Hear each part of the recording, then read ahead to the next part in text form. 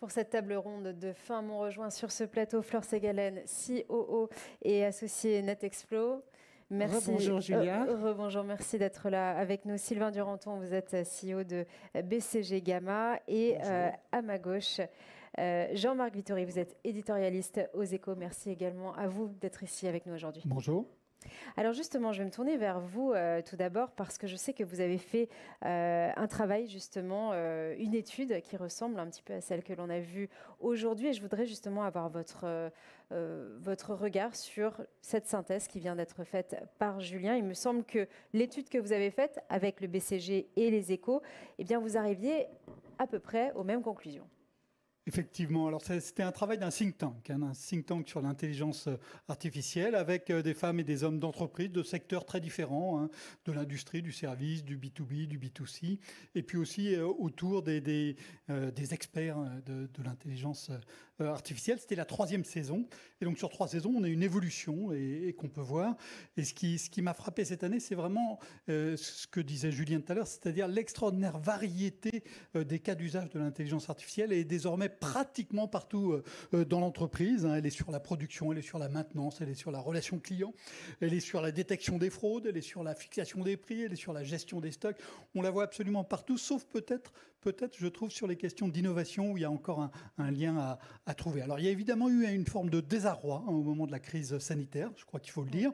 On ne va pas se cacher les choses. L'intelligence artificielle s'appuie s'appuyait sur des données longues.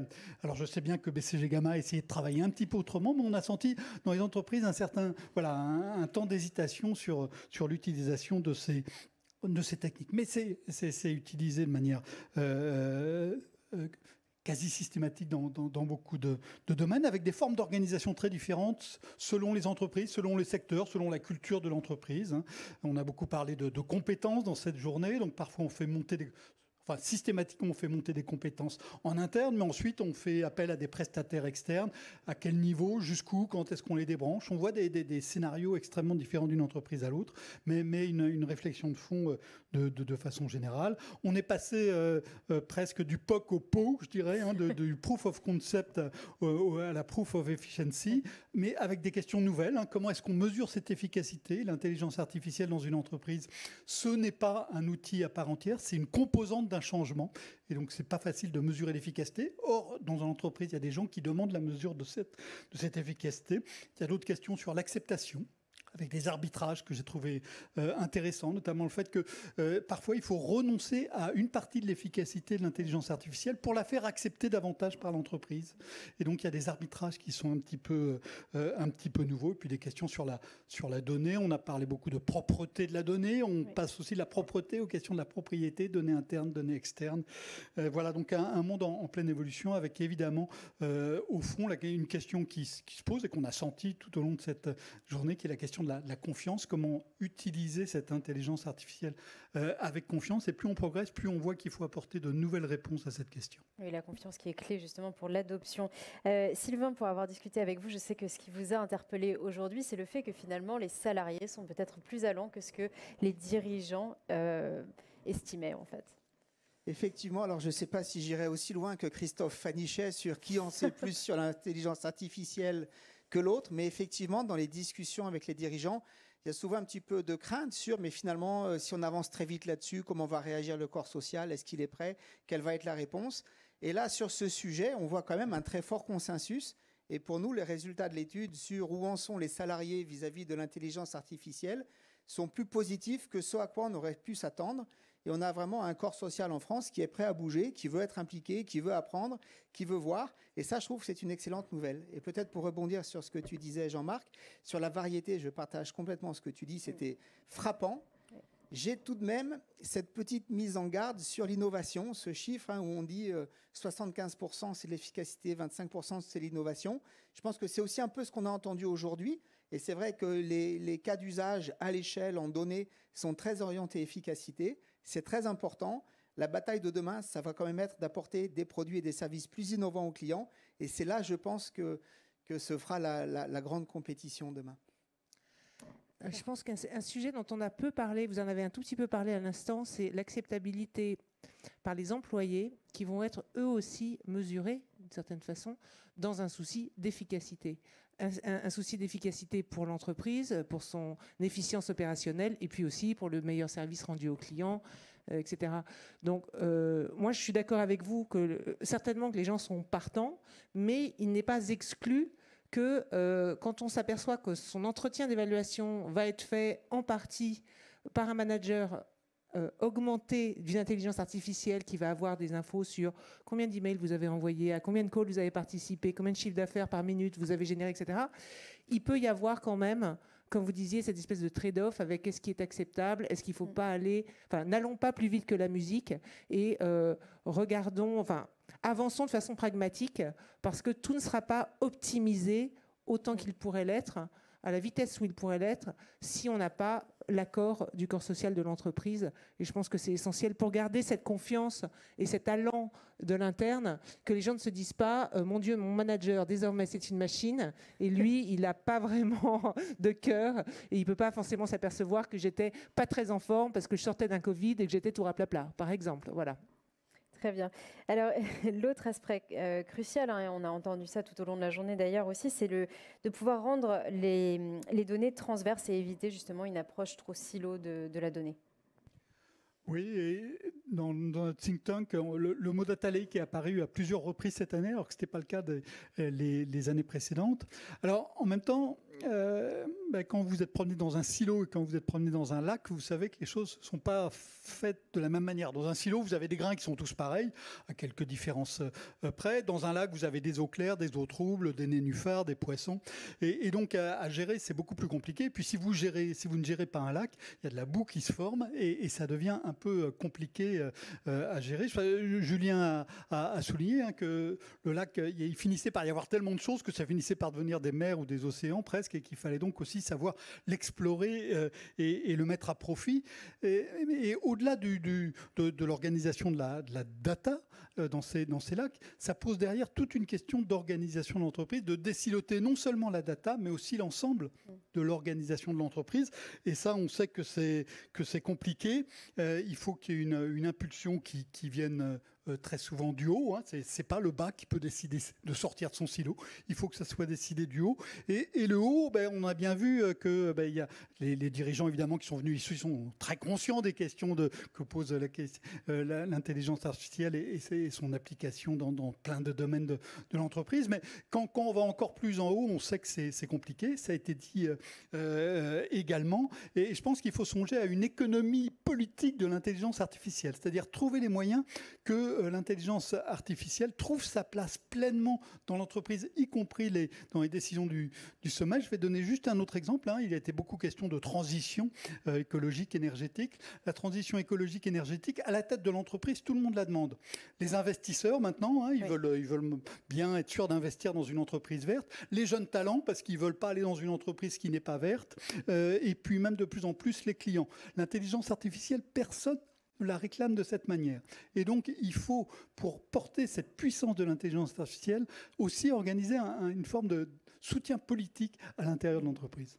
Très bien. Alors, l'année dernière, certains d'entre vous le savent, mais nous ouvrions la première édition des Assises de la Data avec le ministre de l'Économie, des Finances et de la Relance, M. Bruno Le Maire. Alors, il n'a pas pu se joindre à nous, malheureusement, aujourd'hui, mais en tout cas, il insistait sur l'importance des données comme levier de croissance pour les entreprises. Je vous propose de l'écouter.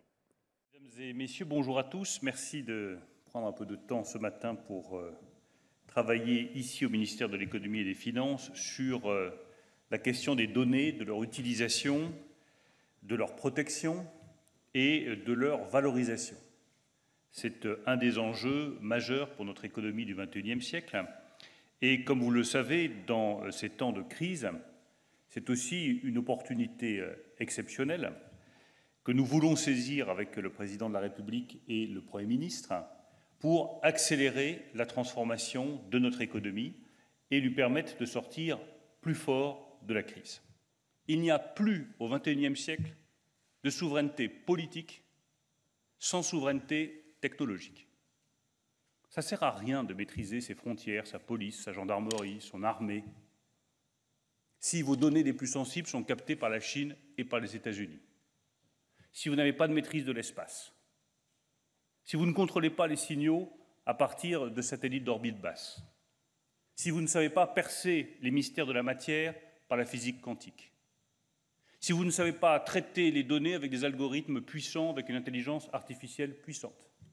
On ne peut pas parler de souveraineté si les logiciels qui guident vos voitures autonomes sont aux mains de la Chine ou des États-Unis. On ne peut pas parler de souveraineté si vos véhicules électriques, qui se développent massivement et tant mieux, sont équipés de batteries qui viennent à 85% de la Chine ou de la Corée du Sud.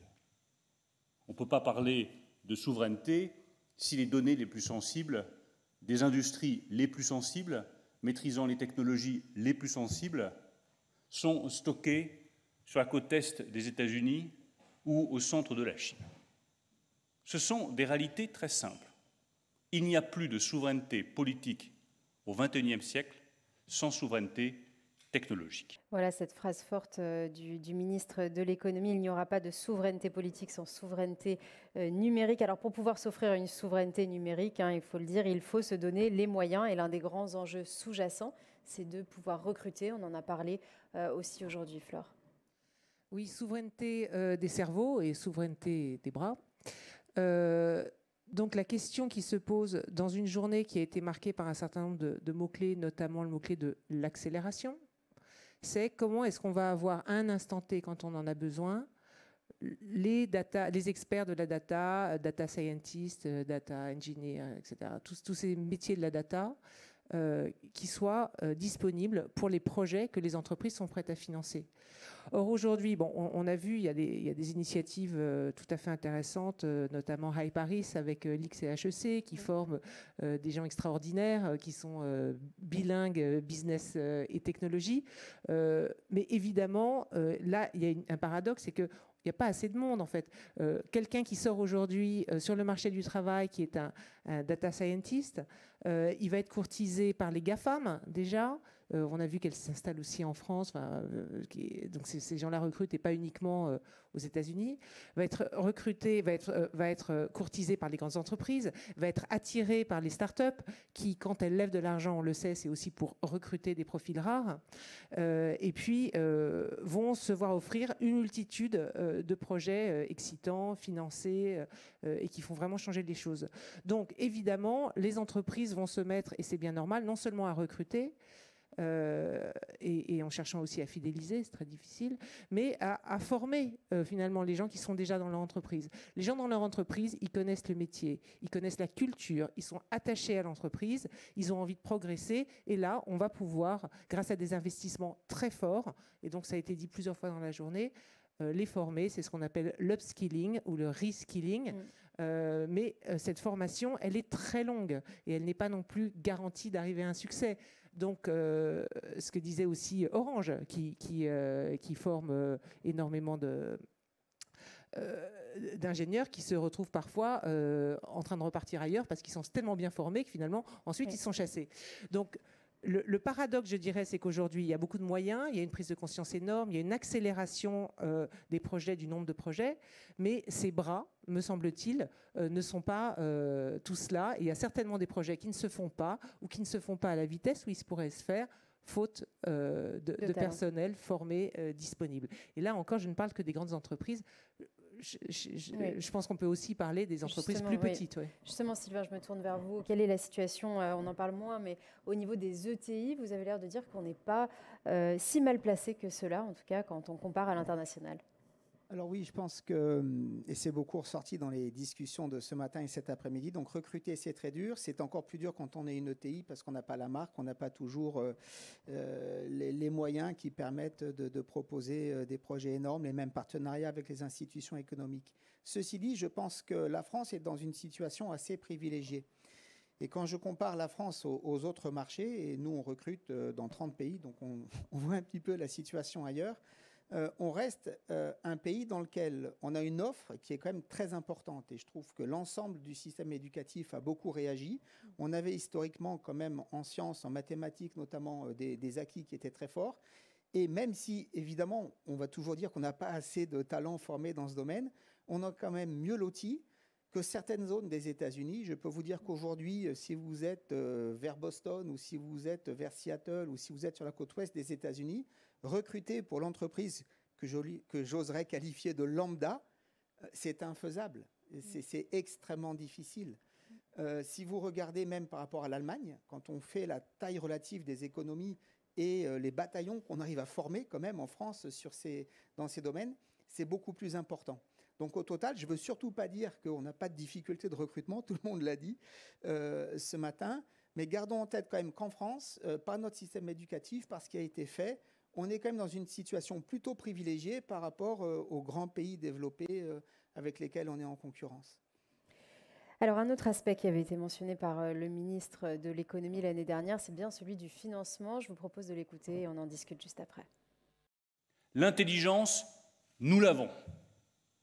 Mais nous traitons trop souvent de manière détachée les questions d'intendance et de financement.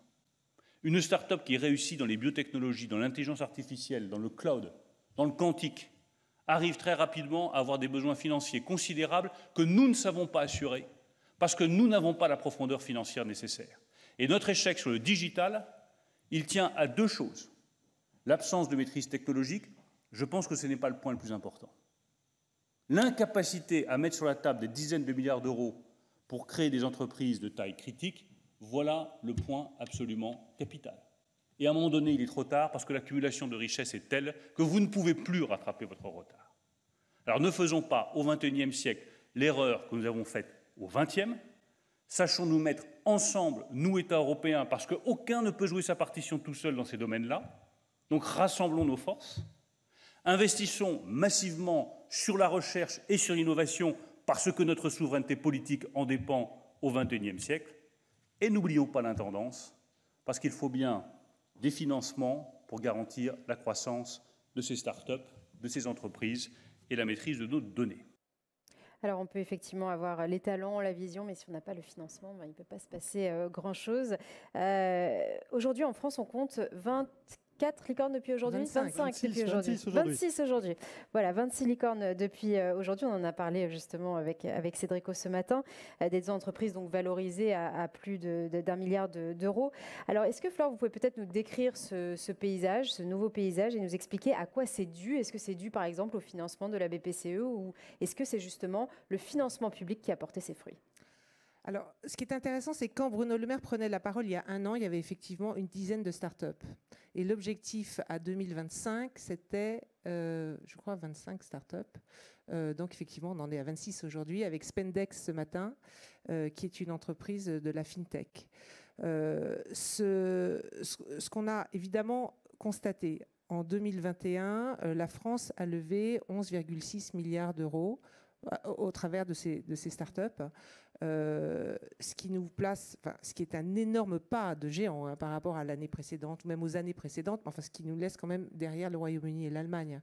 On n'est pas encore aussi gros qu'on devrait ou qu'on pourrait l'être, mais c'est déjà quand même une source de satisfaction, de fierté très importante.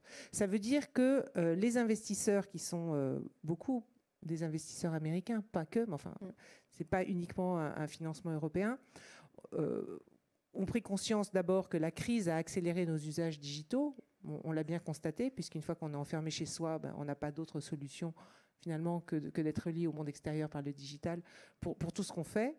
Et puis que ces talents humains, ces talents technologiques, ils ne sont pas que aux États-Unis, il y en a en Europe, il y en a notamment en France. Et donc ça a été un afflux de financement très très fort en 2021. Et puis qui visiblement va continuer en 2022. C'est pas quelque chose qui est arrivé du jour au lendemain en 2020, en 2021. C'est le résultat d'un travail de fond sur l'écosystème, la French Tech, depuis 10 ans. Et c'est vrai, vous avez raison de le souligner, je pense que quand même en France, on a bénéficié d'un terreau très dynamique parce qu'il y a cet écosystème dans lequel la BPI a joué un rôle très important. On a vu que l'État aussi a quand même, avec le PGE, soutenu beaucoup les entreprises au moment de la crise. Cet écosystème, c'est aussi des grandes entreprises, donc c'est l'État, ce sont des universités, un tissu académique, vraiment je dirais un ensemble qui fait qu'aujourd'hui, il y a cet afflux d'argent. Alors ensuite, lever de l'argent, ça sert à accélérer son développement, souvent à l'international, ça sert à recruter. Bon, c'est pas parce qu'on a levé de l'argent que le travail est fini. En général, c'est presque là qu'il commence encore. Là, on est sur des entreprises qui sont valorisées à plus d'1 milliard d'euros. L'étape d'après, Cédrico en a parlé, c'est des entreprises qui sont des décacornes, c'est-à-dire valorisées 10 milliards d'euros, voire 100 milliards d'euros. Moi, on m'a toujours dit à l'école que les arbres ne poussaient pas jusqu'au ciel, mais là, il faut croire que quand même, on est dans une dynamique où ça va très très haut. Voilà. Alors évoquons également le crédit impôt recherche qui a peut-être aussi contribué à ce succès. Il a été imité dans de nombreux autres pays. Oui, alors c'est un mécanisme qui, notamment pour les ETI, peut être extrêmement intéressant parce que quand on parle de financement, on parle beaucoup de licornes, d'entreprises qu'on lance, etc., qui vont lever de l'argent, se financer. Il y a aussi, au-delà des licornes, important pour le pays que l'ensemble des entreprises, même si ce n'est pas des licornes de la technologie, passent le cap de l'intelligence artificielle et de la donnée. Et ça, je pense que c'est pour le tissu économique du pays complètement critique parce que c'est de la compétitivité des entreprises dont on parle. Et là, en matière de financement, oui, il y a des soutiens via le crédit impôt recherche. Et puis, il y a simplement aussi le fait que les entreprises commencent à prendre conscience du fait que ça rapporte énormément. Et on est un petit peu parti d'une situation où il y a quelques années, il s'agissait de faire quelques petits coups à quelques millions chacun.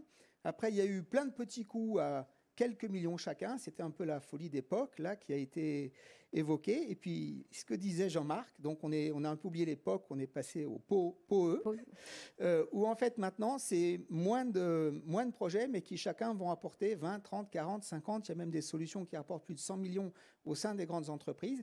Et ça, c'est aussi de la création de valeur financière. C'est des sujets qui sont autofinancés. Les entreprises arrivent à trouver les ressources et il y a une boucle extrêmement vertueuse qui se fait autour de cette technologie pour l'ensemble des entreprises. Donc je pense que le financement est clé, bien sûr, mais il n'y a pas que le financement des licornes, il y a aussi financer les projets internes des entreprises. Et les entreprises prennent confiance sur ces projets et y allouent des sommes de plus en plus importantes aujourd'hui. Donc votre message, c'est qu'il y a un retour sur investissement direct sur le PNL de ces entreprises. Ah oui, très clairement. Très bien. Alors, nous sommes en période préélectorale. Je pense que ça aura échappé à personne. Nous le savons depuis l'élection notamment de Donald Trump, mais aussi depuis le Brexit, eh bien, la sécurisation des données est clé.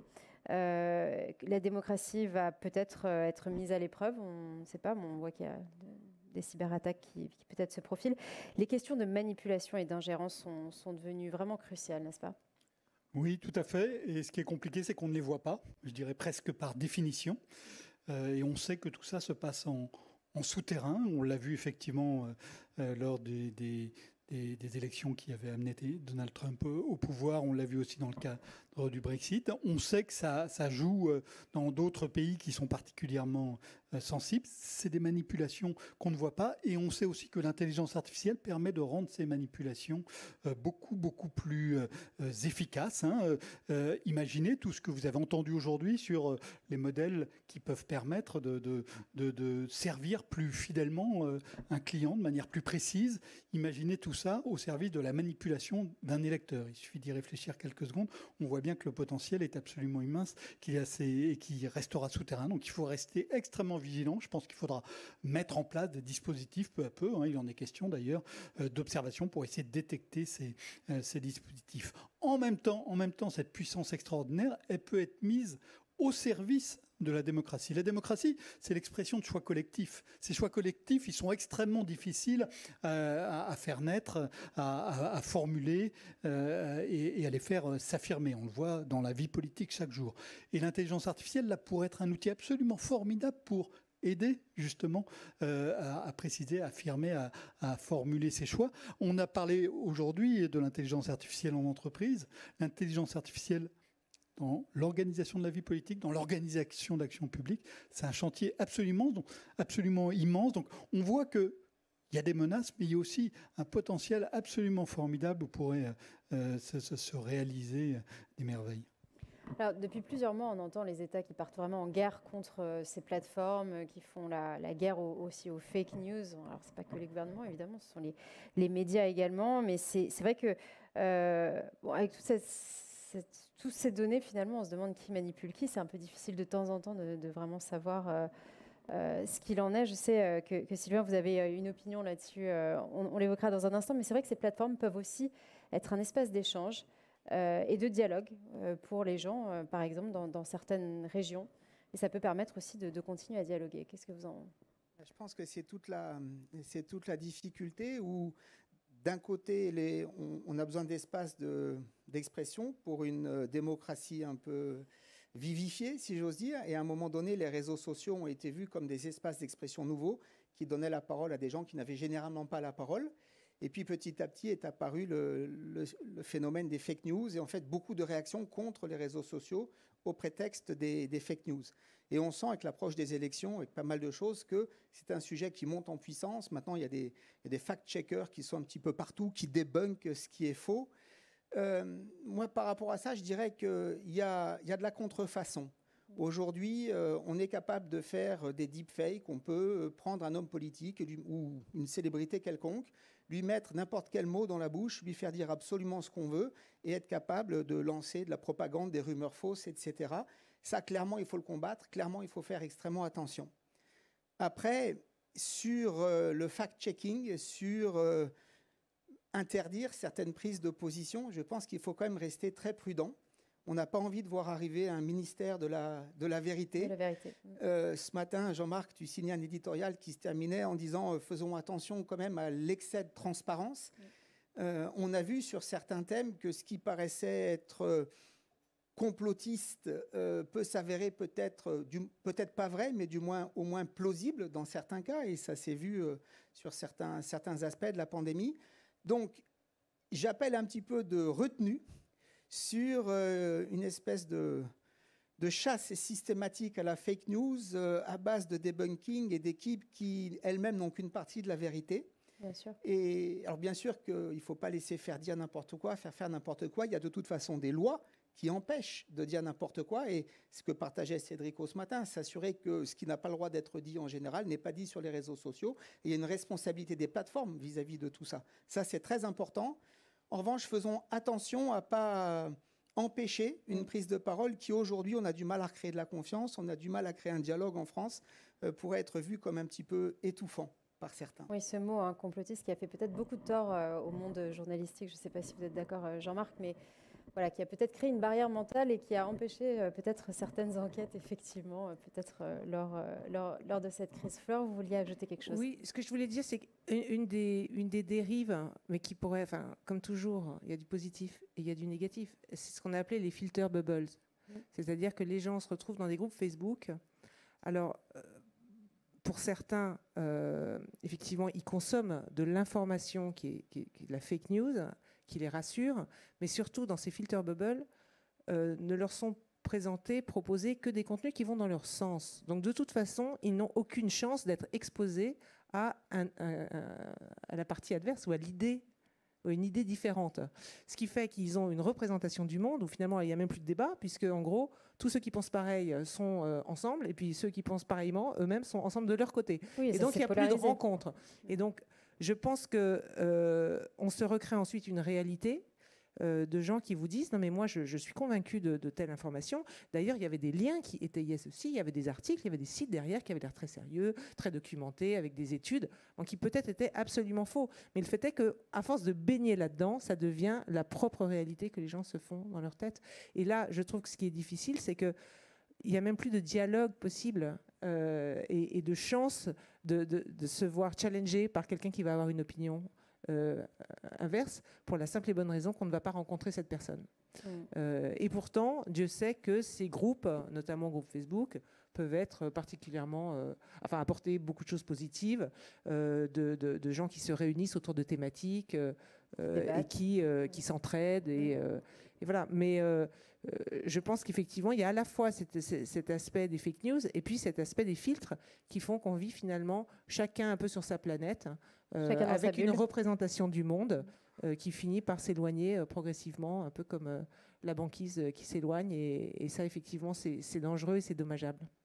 Sur cette question du debunking des fake news, moi, personnellement, je suis assez, quand je regarde, je suis assez déçue finalement des arguments qui sont avancés pour debunker. Souvent, j'aimerais que ça aille encore un peu plus loin. Souvent, on nous dit non, c'est faux, juste parce qu'on a demandé à 7 experts. Bon, qu'est-ce que vous en pensez? Le debunking, il n'est pas toujours bien fait. C'est ça.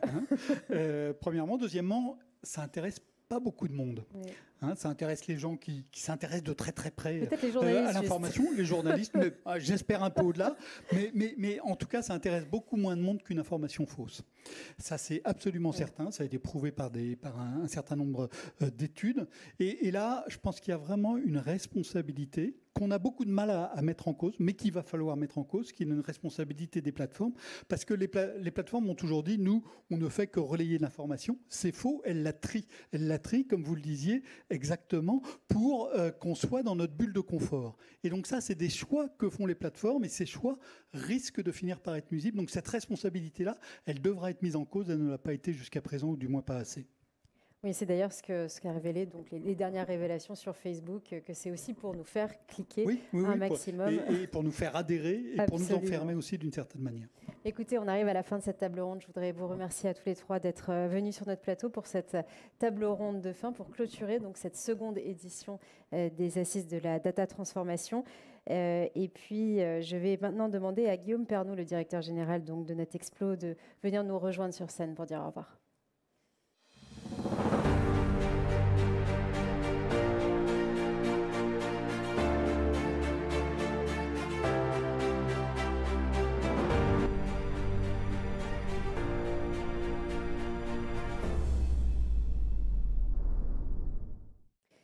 Voilà, nous arrivons donc, comme je vous l'ai dit, à la fin de cette seconde édition des Assises de la Data Transformation. Je suis ici donc avec Guillaume Pernoud. Bonjour. Bonjour Julia, rebonjour. Alors, est-ce que vous pouvez nous dire un peu ce que vous avez pensé de cette journée, peut-être rapidement, et aussi à quoi peut-on s'attendre pour la suite? Alors, je vais en aucun cas refaire l'excellent travail qu'a fait Julien Lévy. Simplement, cette journée, moi je la vois comme un point de départ et non pas comme un point d'arrivée. Je pense qu'elle a été extrêmement riche parce que très stimulante pour les entreprises qui ont déjà engagé, voire très bien engagé leur data transformation à travers les témoignages, les exemples, les partages de cas d'usage. Et pour celles qui sont pas encore tout à fait prêtes ou tout à fait sur le chemin ou qui peuvent encore avoir des doutes, je pense que là, le chemin, il est bien balisé. Donc, le chemin est encore long, il reste à faire. On a vu les difficultés, mais aussi toutes les opportunités. Donc voilà, une journée qui se veut être un point de départ. Nous concernant chez NetExplo, on va déjà travailler à la 3e édition, puisque une telle programmation prend du temps. Il faut aller à la rencontre des entreprises, il faut détecter les cas d'usage, les analyser. Donc c'est quelque chose que l'on va démarrer très bientôt. Et puis, on va s'atteler à un sujet qui nous tient à cœur, qui est celui de la montée en compétences. On a vu l'importance d'accompagner les équipes, toutes les équipes, tous les collaborateurs dans ce mouvement de transformation, dans tous les métiers. On va donc continuer ce que l'on fait depuis fin 2019 avec notre partenaire HEC. C'est faire le lien entre la data et le business, engager tous les métiers dans ce mouvement de transformation à travers une formation qu'on anime sur 2 jours qui s'appelle Data for Manager. On a un programme qui est déjà très chargé, très complet pour l'année 2022, avec déjà près de 700 managers à former qui viennent d'entreprises diverses. Alors c'est des managers, c'est aussi des directeurs de projet, parce qu'il est extrêmement important de constituer ce trinôme, ce tripode qui a été présenté ce matin par Julien Lévy et Jean-Rémy Gratadour, c'est-à-dire des projets qui sont à la frontière du business, des métiers, avec des chefs d'orchestre et des experts techniques SI data. Voilà, donc ça c'est notre feuille de route pour l'année 2022 qui nous conduira à la 3e édition des Assises de la Data que l'on espère, une fois encore, pleinement en présentiel. Cette année, la situation nous a obligés à travailler à distance, mais avec beaucoup de satisfaction quand même, parce qu'on a parlé de données. Nous, on a regardé un peu les données qui nous intéressent, les données d'audience, et on a vu que cette édition avait rencontré un vif succès. Elle a été extrêmement suivie en ligne, donc on est très heureux, on remercie les éditeurs. Avant de vous quitter, je voudrais faire le lien avec mon introduction, lors de laquelle j'ai remercié un certain nombre de parties prenantes sans lesquelles cet événement ne pourrait pas être organisé. Donc je voudrais renouveler effectivement mes remerciements pour les partenaires de cette deuxième édition, pour les entreprises qui nous ont une nouvelle fois ouvert leurs portes, l'ensemble des intervenants et puis tous ceux qui ont permis à cette édition de se tenir dans les meilleures conditions, et notamment vous, Julia. Voilà. Merci beaucoup. Merci beaucoup et à l'année prochaine. Avec grand plaisir. Merci beaucoup, Guillaume. Et puis, merci aussi à vous qui nous avez suivis à distance. Eh bien, on vous dit à très bientôt et portez-vous bien.